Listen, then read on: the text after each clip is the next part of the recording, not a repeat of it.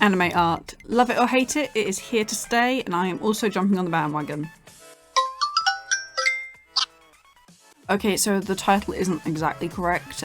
Depending on who you ask, I've actually always been an anime artist. No matter how my style has changed over the years, a lot of people categorize my artwork as anime, mainly like people like my family, my friends who maybe aren't as into art, but that's usually been the constant. I've always been called an anime artist. But to me, what I drew wasn't really anime. It was, I don't really know how to describe what it was. Was it a comic book style? Not quite. Was it a cartoon? Maybe, I don't know. I still don't think that quite fits either. It sort of left me clueless for a long time. It felt like my artwork lacked a lot of identity because I wasn't quite sure what I was striving for in the long term. This wasn't always the case though. Like everyone who got the Mark Crilley Mastering Manga book as a kid, I really wanted to be an anime artist. Like seriously, that book, along with the kawaii like drawing tutorials, 50 kawaii things you can draw like as a beginner or whatever, those two books I had in year 6 changed my brain chemistry forever. I would happily draw my scuff-looking anime girls and my little kawaii pieces of cake and little fruits and things. And I did that for the next few years, and then suddenly I was 14 years old and looking at doing an art GCSE. It was time to get serious. I mean, if anyone isn't aware of what a GCSE is, it's basically like it's a big exam in the UK that you spend like 2 years studying for. But if I wanted to be an artist and go to art school, I needed to lock in right there and then, because yes, I was 14 and I wasn't going to leave till I was 16, but when you're 15, you have to go out and like apply for college. There's colleges you have to apply for, and you need to have portfolios for that sort of thing. So I needed to sort of focus. I started studying what I needed for a portfolio, how to make a good portfolio as well, and how I could be a good artist. And that was kind of my first mistake. So 2016, 2017 era YouTube, anime art YouTube specifically, or just art YouTube in general, had a lot of those anime art bad videos. I can't really remember any off the top of my head because we are talking nearly like 8 or 9 years ago now. But I remember seeing videos like, hey, don't draw like this, don't draw with these colours, you should draw with these colours instead. Or don't draw like this, draw in this style instead. And there was also a lot of those my art school teacher hates my art videos. And that was really discouraging, and did it scare me? It absolutely did. Like, I was super scared. And it scared me so much, in fact, that me at 14, I just completely switched art styles. I was too afraid to call my style of working anime for so long. I made even like deliberate changes in my style to avoid getting called an anime artist. My character's eyes got smaller, I started drawing noses. That's kind of it, now that I think about it. But I do wish I actually had some images of this. I don't think I have any left. A lot of my 2018 backwards art is pretty much long gone. There's not much of it left. I think I could probably find like an old DeviantArt account or something to get some pictures from, but even that's probably not going to be very accurate. I disposed of a lot of drawings during this time because I moved house, but also I was feeling very shameful about my art at the time. I actually did end up getting into art college. I got a conditional offer like pretty much straight away, which was a massive achievement for me. But despite everything I tried, my artwork was still called anime style by a lot of my tutors. Even when I was trying to do realistic figure drawing or try to like directly push out into a completely other direction, they would always mention that my artwork had an anime edge or like an anime touch to it. And it was pretty uncomfortable, and it actually made me resent anime art for a while, because I ended up being directly associated with it all the time, and I sort of associated it with failure. Not that it is, of course. I never associated other people's anime work with failure, it was only my own. I just wanted to impress those around me so badly, especially my tutors.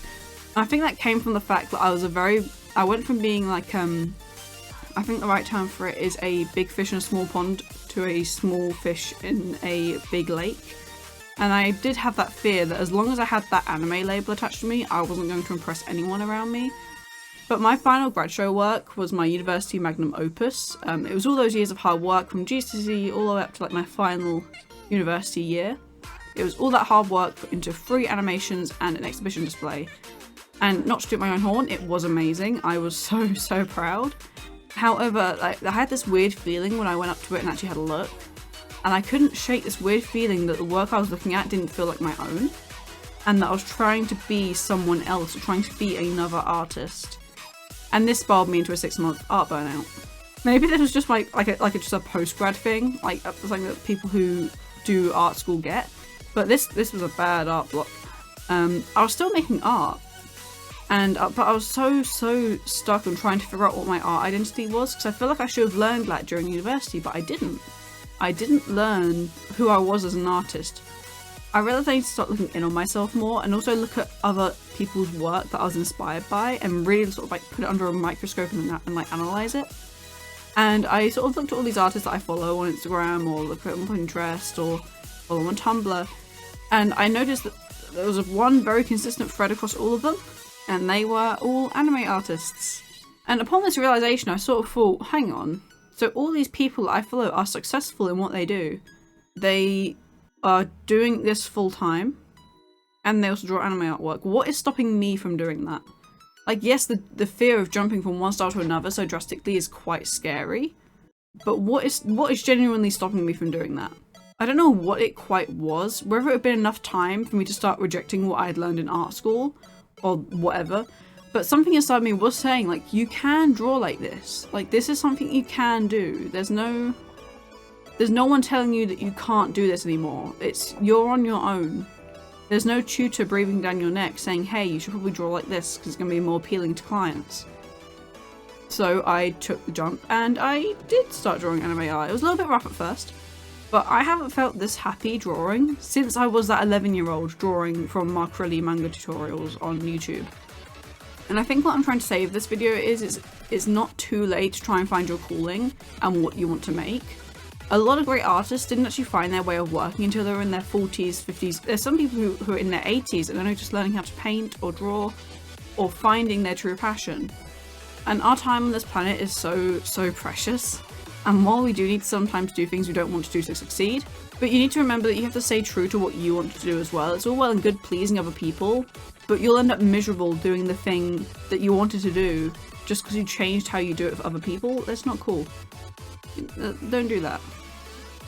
Be someone that younger you would have been proud to see thrive and would have been excited by. Like, you want past you, like younger self, to look at you now and go, oh my god, I want to be like you when I grow up. So I'm going to continue being this weird little anime-loving 2000s fanboy on this side of the internet until I get bored and decide to do something else. But this was a very rambly video. This isn't sort of what I usually do. This is a little bit different. But if you did enjoy this ramble, consider subscribing to see more things like this in the future. These are more sort of digestible videos that I can do because they're very off script. I have a script in front of me, but I go off it very often.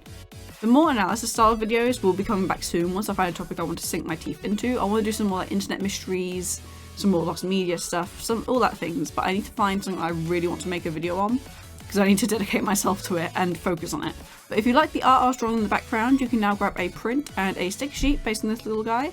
But that is all from me. I will see you in the next video, and goodbye.